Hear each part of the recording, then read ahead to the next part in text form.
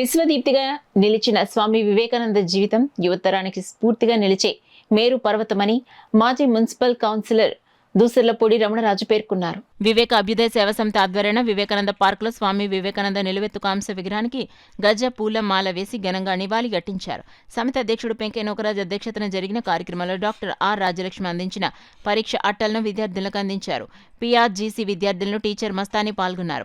రమణరాజు మాట్లాడుతూ వివేకానంద విగ్రహాన్ని నెలకొల్పిన తర్వాత కులాయిచేరు ఆవరణ అభివృద్ధి చెందిందన్నారు. కేంద్ర ప్రభుత్వ అవార్డులు లభించి నగరానికి ఖ్యాతి దక్కిందన్నారు. నూకరాజు మాట్లాడుతూ మానవ సేవే మాధవ సేవగా వివేకానంద ఆదర్శం అలవర్చుకోవడం సమాజ హితానికి మార్గదర్శకంగా భావించి తమ సమితి పనిచేస్తుందన్నారు. పిక్కి సత్యబాబు, శివప్రసాద్, శ్రీధర్, జయలక్ష్మి, రంగన్న పాల్గొన్నారు.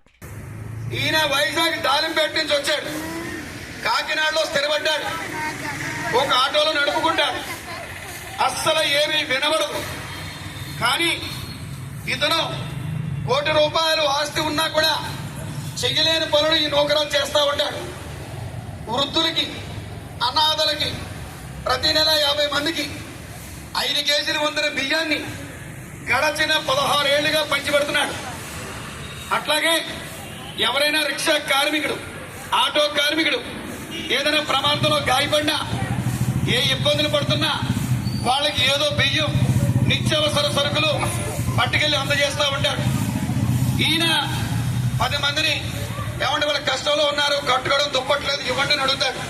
అవి పట్టుకెళ్ళి ఈయన ఇంట్లో పెట్టుకోడు, ఈయన ఇంట్లో పిల్లలకి ఇచ్చుకోడు, వాళ్ళకి కడు పేదరికంలో ఉన్న వాళ్ళకి ఇస్తా. ఈయనకి ఈ రోజున ఉన్న ఆస్తి ఏంటంటే కేవలం ఇటువంటి 4 జతల బట్టలు తప్ప ఇతని పేరు మీద కనీసం రాజీవ్ గృహంలో ఫ్లాట్ కూడా లేదు, ఒక పింఛన్ తప్ప.